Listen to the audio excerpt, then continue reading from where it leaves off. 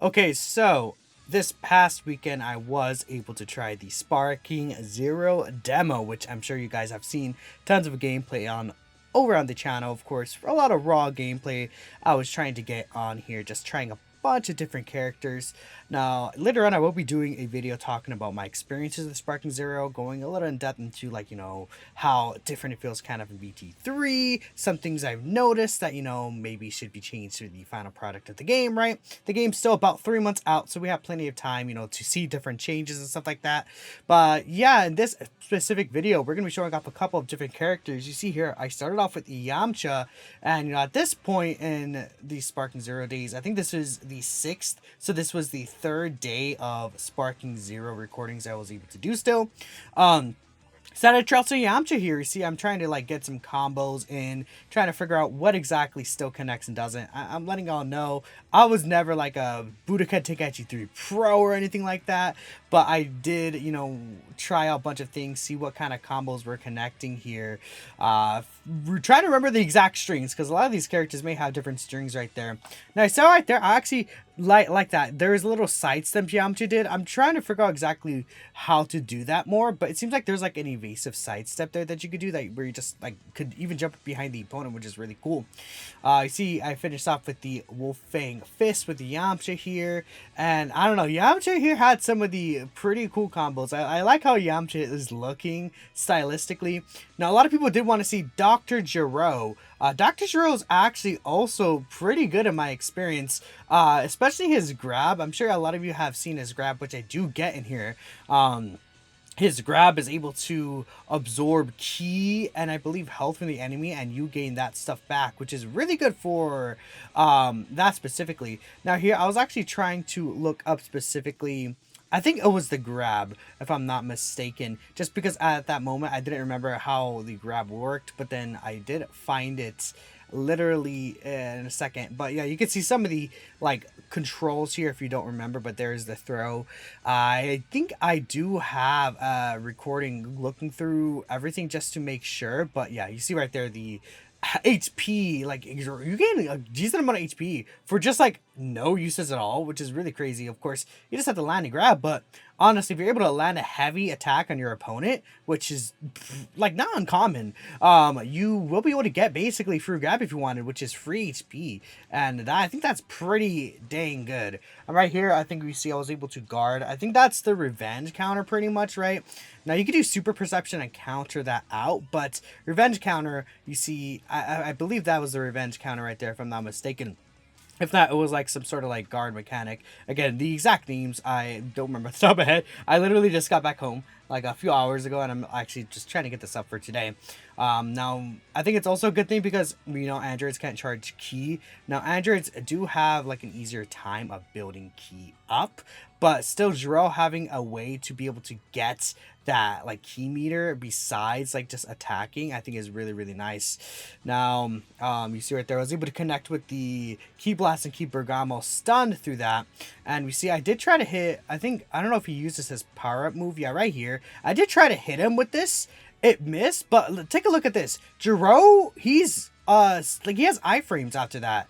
Now, of course, he kept attacking me and kept hitting me, but he does, it seems like, have some certain iframes during that, which is really interesting. Now this right here, I just wanted to see like different animations, Zoro powering up and stuff like that. And there's the grab again. Yeah, that's a really good grab, man. Getting rid of your opponent's ki is also really huge. There's so much you can do with ki in this game. And there, Bergamo did get taken out. And then now we have Tien against Jiro, but I did switch out to, I think this is the super, no, this is, actually, I think this is, yeah, I believe this is Super Base Goku. I actually tried to get the Z End Goku, but I ended up getting the base Goku there, which is okay. Goku, I feel like had very easy like strings of combos, right?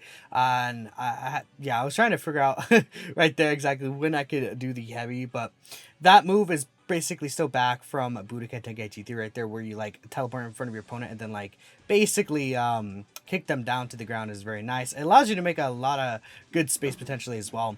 Now we did see this base Goku super attack specifically. I think the Dragon Burst, this is what he used against, I forgot if it was specifically, I think it was Rosie he used it against in the Tournament of Power. But this, I love the close-up right there. That looks really awesome. And yeah, we're running out of time for this specific match, but I do have one other match upcoming. So I wanted to get the Super Spirit Bomb here. Actually, this is this Namagoku? No, this is Super Goku. But the Super Spirit Bomb here, you see, I connected the Kamehameha into the Spirit Bomb, which I feel like there's a lot of ways you can connect supers. Actually, I don't think that was a connection, actually. I didn't pay attention to the hits out there. I should have paid attention to the actual hits there. But yeah, that times 20 Kamehameha looks amazing right there. And this end screen right there is, I believe it's pretty much just referencing Dragon Ball Super Broly, which makes sense as base, Super Goku. Now we do have Trunks right here. I had a Beerus and a Vegeta on the team. A lot of people wanted to see some more of base Trunks, and I wanted to see if Trunks had some special dialogue with Majin Buu. It seems like not.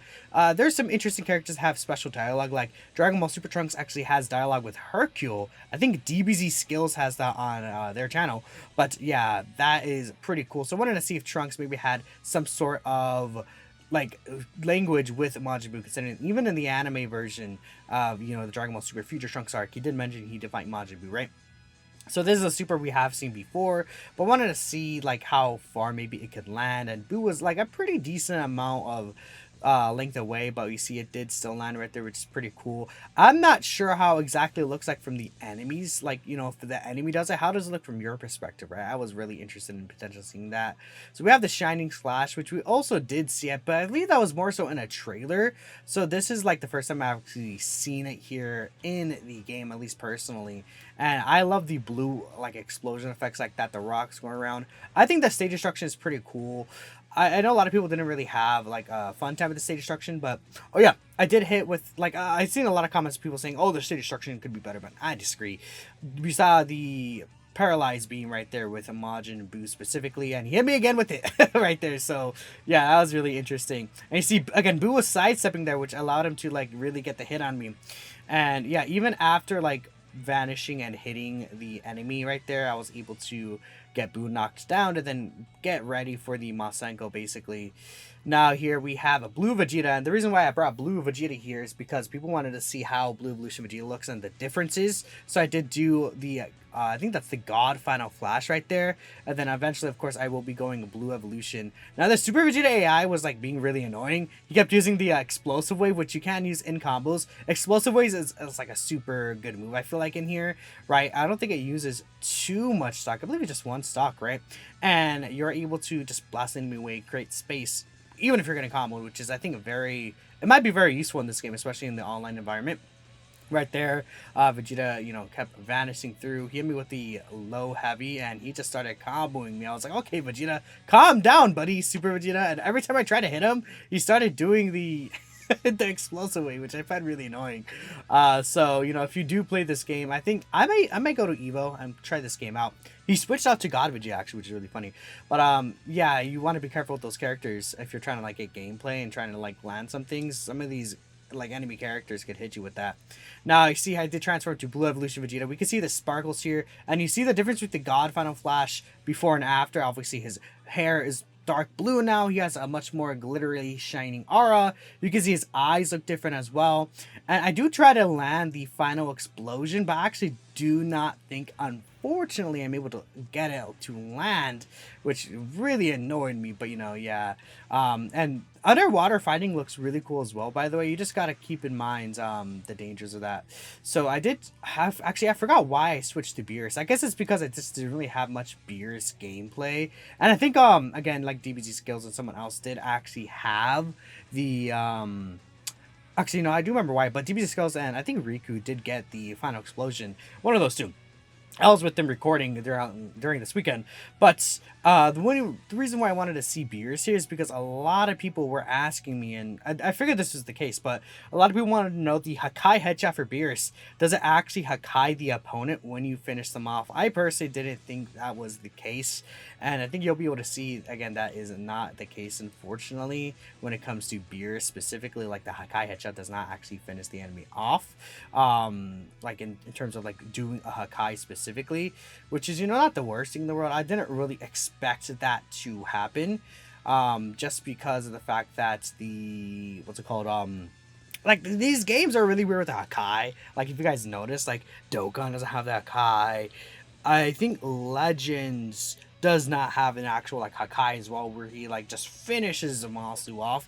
The only game that really has that, I think, it's obviously Dragon Ball Heroes, and then I think I'm pretty sure Dragon Ball Heroes has it, and then Fighters has it, but only against Zamasu specifically. So I wonder, like, maybe if you're fighting Zamasu specifically, the Hakai headshot may end up actually becoming the Hakai we saw in the show. But we'll see. I mean, that's how some of these games do these things, right?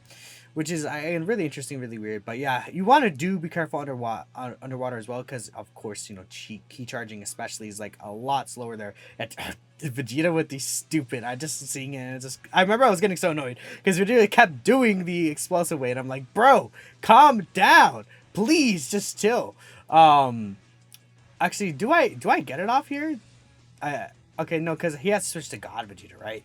And I was like, okay, dude, this is getting pretty close. I have to lift into the air, and hopefully I can land some of these attacks here, and then like get his health low enough. Yeah, again, I'm pretty sure I am able to get it here, just barely within a time limit. Unfortunately, again, it's about like a 5 to 6 minute time limit or so you have in these matches in the demo, and then we got to go back in line, right? But I wanted to make sure I got a lot of this footage for you, but that is everything for this match here. You see Beerus' KO screen. I do like that line at the end. Thanks for watching, and I'll catch you next time.